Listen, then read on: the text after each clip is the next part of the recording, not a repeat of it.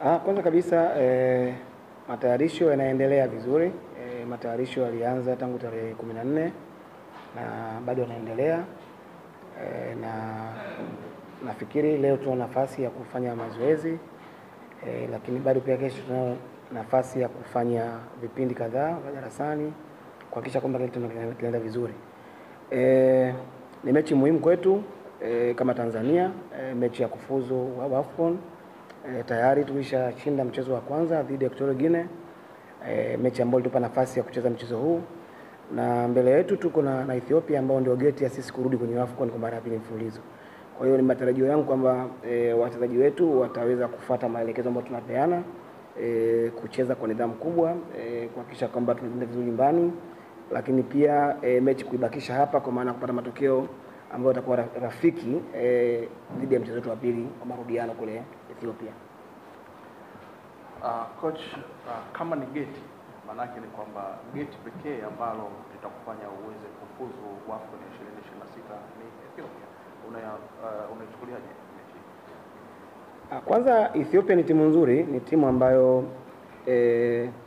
aina yake ya kucheza inafahamika na watu wengi, especially wa Tanzania, lakini faraja pekee tuliyokuwa nayo ni kwamba ni timu ambayo iko kwenye ukanda wetu wa Sekafa.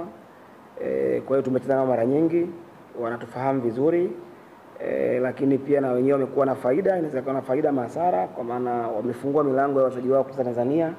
Kwa hiyo wana information nyingi za Tanzania hivi sasa, penginepo kulikuwa ni wakati mwingine wowote. Lakini na sisi pia tuna faida ya kucheza nao wachezaji wa Ethiopia katika ligi yetu ya Tanzania.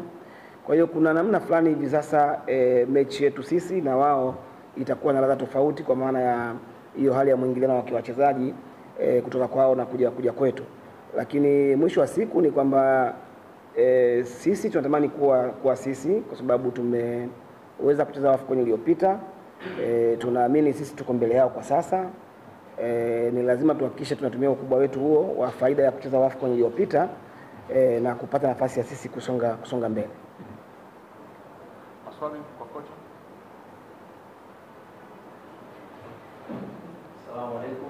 Naitwa Hamis Dunia, ni mchezaji kutoka Chelsea. Swali langu coach, kesho mchezo kama kiingilio wako kwa Watanzania kuhakikisha umuhimu wa mchezo wa kesho unazingatiwa na Watanzania kucheza kwa wingi la ukiacha technical bench na wachezaji, kwa maana ambavyo tumejipanga namna gani kuhakikisha kwamba tunaushinda huu mchezo, lakini kwenye kutimiza malengo na majukumu ya wachezaji kiwanjani,